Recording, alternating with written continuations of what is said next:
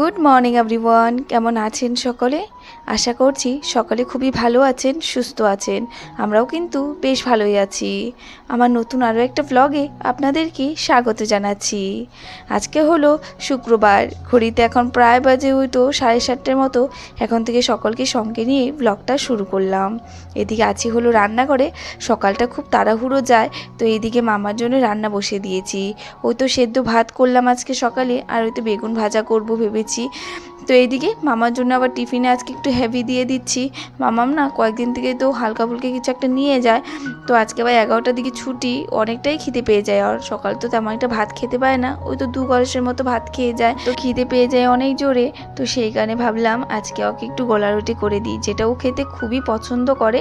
ওই তো কালকে যে বিকেলবেলা খেতে দিয়েছিলাম সেভাবে। আর যখন ওকে দিয়েছি কালকে, ও আমাকে বারবার করে বলেছে, মা টিফিনে কিন্তু কালকে আমাকে এটাই বানিয়ে দেবে। তো ওই যে ওর কথা তো একটু রাখতে হবে, সেই ভেবেই আজকে ওকে এই তো কলা রুটিটা করে দিয়েছি। তো ওইদিকে ওকে একটু দুধের সর একটু হালকা চিনি মিলিয়ে রোল করে দিয়েছি, ও এটা খেয়ে নেবে বলেছে। তো দুটোর মতো করেছি, দুটোটা আর খাবে না, করে দিয়েছি, যতটুকু ইচ্ছে অতটুকুই খাবে। তো ওইদিকে ভেন্ডি ভাজা করলাম আর বেগুন ভাজা করেছিলাম, মিষ্টি লাউ আর আলু সেদ্ধ দিয়েছিলাম, সেটাই আর কি ওকে খাইয়ে দিলাম ভাত।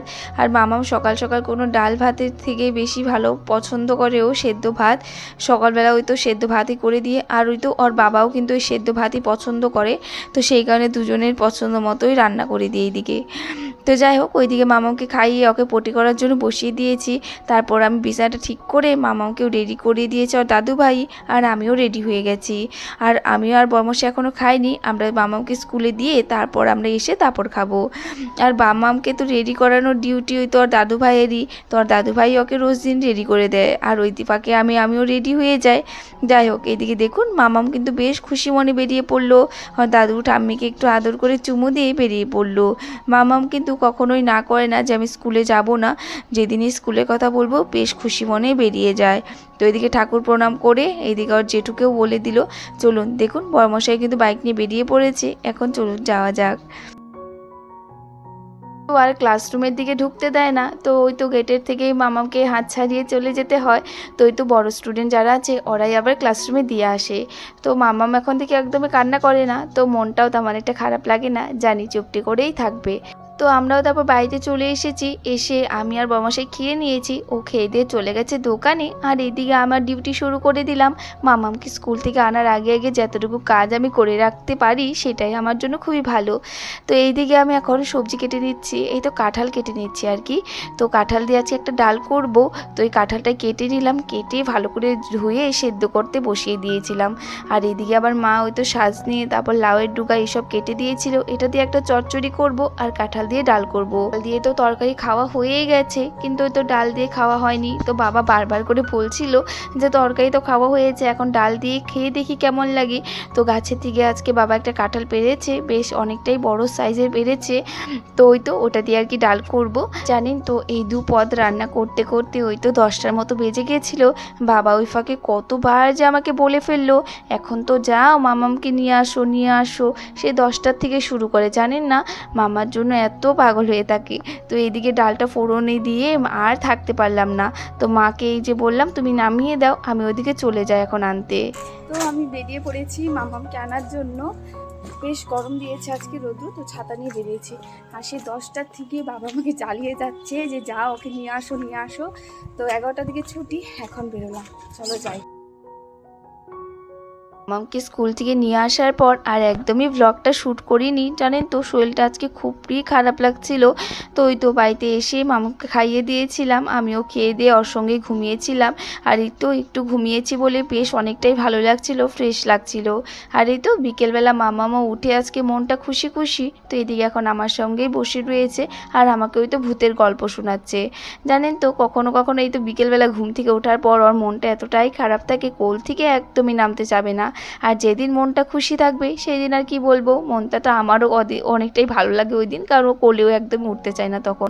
তো এই যে আমার সঙ্গে একটু গল্প করে ওই যে ওইদিকে আর জেঠুর সঙ্গে চলে গেল, জেঠুর সঙ্গে গল্প করতে। কে আমার মানি প্ল্যান্টগুলো যেগুলো ঘরে ছিল সেগুলো সবগুলোই বের করে দিয়েছিলাম, ওই তো দুপুর দিকে দিয়ে জল দিয়ে দিয়েছিলাম, হালকা একটু রৌদ্র লাগার পর এই তো বিকেলবেলার দিকে এখন আবার ঘরে নিয়ে আসলাম। তো হালকা হালকা করে জল না দিলেও আবার গাছগুলো ভালো থাকবে না, কারণ একদমই ছোট ছোট টবে লাগিয়েছি।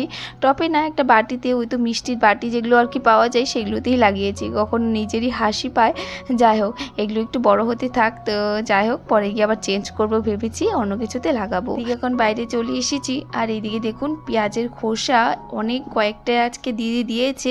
পেঁয়াজের খোসা এক রাত ভিজিয়ে রেখে সেই জলটা যদি আমরা গাছে লাগাই, গাছের জন্য খুবই উপকারী। তো সেই পেঁয়াজের খোসাটা আজকে ভিজিয়ে রাখছি, দেখি কালকের মধ্যে গাছগুলোতে জল দিয়ে দেবো। এই জলটা আর কি দিয়ে দেবো। তো 2 দিন 3 দিন ভিজিয়ে রাখলে ভালো, কিন্তু অনেকটাই গন্ধ বেরিয়ে যায়, তো সেইখানে আর বেশি দিন ভিজিয়ে রাখবো না, একদিনের মতো ভিজিয়ে রেখে দিয়ে দেবো। তো এই তো এদিকে ভিজিয়ে রেখে সাইড করে দিলাম, আর এদিকে এখন যে গাছগুলোতেও জল দিয়ে দেবো। তো 2 দিন তো বৃষ্টি হয়েছে, তো গাছগুলোতে আর জল দেওয়ার দরকার হয়নি। আজকে আবার হালকা করে একটু জল দিয়ে দেবো ভেবেছি। আর এইদিকে এখন ভালো করে হাত মুখটা ধুয়ে নিই, আর দেখুন বেশ অন্ধকার হয়ে আসলো। আর জানেন তো গাছে আমি একটু সন্ধ্যা হলেই জল দিই, ওই তো সারাটা দিন রোদ্দু থাকে, তো গাছগুলো একটু ঠান্ডা না হলে জল দিলে আবার নষ্ট হয়ে যাবে। তো সেই কারণে একটু সন্ধ্যা হয়ে যাওয়ার পরে আমি কিন্তু জলটা দিয়ে দিই, হয়তো রাত্রে বা সকালে দেবো, নয়তো এই তো এই সময়টাতে দেবো। এনেছি আমি জল দেবো, মামা বলছে আমিই দেবো, আমাকে তো আর একদমই দিতে দিচ্ছিল না, সে তো নিজে নিজেই দেখুন কিভাবে দিয়ে দিচ্ছে। আর জানেন তো এই তো এতদিন কয়দিন ঝড়ি হলো, সেই ঝড়িতে দেখুন আমার ডালিয়া গাছের এই কলি যেটা বড় হয়েছিল সেটাই ভেঙে গেছে। আমি তো এই কয়দিন দেখিনি, আজকে জল দেওয়ার সময় দেখলাম, মনটা ভীষণই খারাপ হয়ে গেছিলো। আরও 2-1টা ডাল ভেঙে গেছে। যাই হোক, ডালিয়ার তো সিজন এখন চলে গেছে, তাও যে ডালিয়াটা রয়েছে এটা শুধু ভাবছি। তো ওইদিকে গাছে জল দিয়ে আমি কিন্তু চলে আসলাম ঘরে। এইদিকে এখন আমি কাপড়গুলো ভাঁজ করে নিচ্ছি। ওই তো দুপুর দিকে উঠিয়ে রেখেছিলাম, আর একদমই ইচ্ছে করছিল না ভাঁজ করতে, বললামই শরীরটা আজকে অনেকটাই খারাপ লাগছিল। এখন তো ওই তো সকাল সকাল উঠতে হয়, তো সেই কারণে বিকেলবেলার দিকে একটু না ঘুমালে কিন্তু ভালোও লাগে না। আর জানেন তো বিকেলবেলার দিকেই আমার ভিডিও এডিট করার সময় হয়, তো সেই কারণে কিন্তু আর ঘুমানোই হয়নি। কিন্তু আজকে আবার ঘুমিয়েছি একটু, ওই তো কালকেই আবার ভিডিওটা এডিট করে রেখে দিয়েছিলাম বলে আজকে ঘুমানোর পর যেন অনেকটাই শান্তি লেগেছে। আর এদিকে তারপর কাপড়গুলো যেগুলো আর কি ছিল সেগুলো কয়েকটা আলনাতে ভাঁজ করে রাখলাম, আর যে কয়েকটা আর কি রয়েছে সেগুলোই তো মাম্মারই রয়েছে, এগুলো তো আর ওই আলনাতে রাখা যায় না, এটা সব গডরেজে রেখে দেবো। এইসবই এখন কাপড়গুলো এখন ভাঁজ করে নেব। জানেন তো মাম্মার এই ছোট্ট ছোট্ট কাপড় এতটা পরিমাণে হয়ে গেছে, মানে এখন আর জায়গা হচ্ছে না, মানে দেখি কয়েকটা তো দিয়ে দিয়েছি অনেক কেকে, তো কয়েকটা রয়েছে, এগুলো আরও বের করে তো যেগুলো এখন পরছে সেগুলো আর কি সাইড করে রাখতে হবে। একটা ফুল স্লিভও জামা কাপড় রেখে দিয়েছি, ওই তো বৃষ্টি পড়লে পড়তে হয় সেখানে। তো এদিকে কাপড়গুলো ভাঁজ করে আমি এখন রেখে দেবো গডরেজে। তো চলুন আজকের জন্য কিন্তু এতটুকুই রাখছি, আবারও দেখা হবে নতুন আরেকটা ভিডিওতে। ততক্ষণের জন্য ভালো থাকবেন, সুস্থ থাকবেন, রাধে রাধে।